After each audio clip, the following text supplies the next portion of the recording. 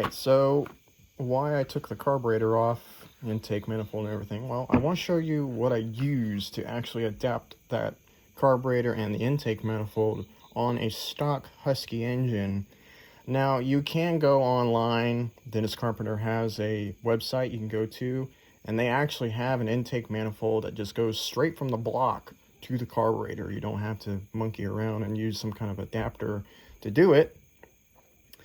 But I wasn't gonna pay $80 for that, and I went ahead and spent $12 on this. This is for a Coleman CT200U. If you know what the Coleman 200s use, they use a GX200 clone engine, which is a Honda.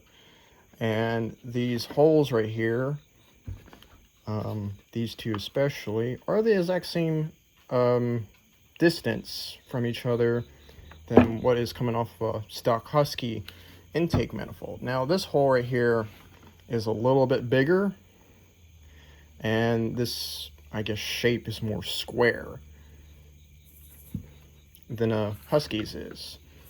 But I bolted that right on, no modifications. I made a custom intake gasket right here out of just some gasket material. It did not leak. It worked just fine. And then I got the one that had the adjustable swivel, like you can turn the carburetor this and that.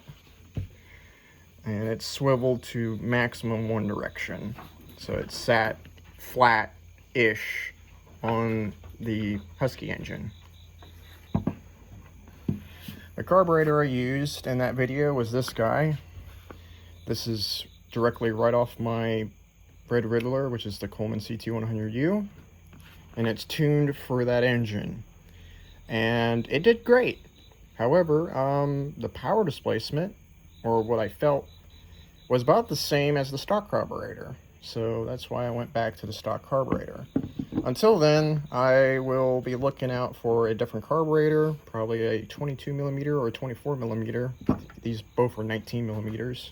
I'm not really doing this for a power advantage or anything, but if it's nice, maybe to have a little bit more power coming out of these things, if I'm going to do all this work to putting a different intake manifold and a different carburetor.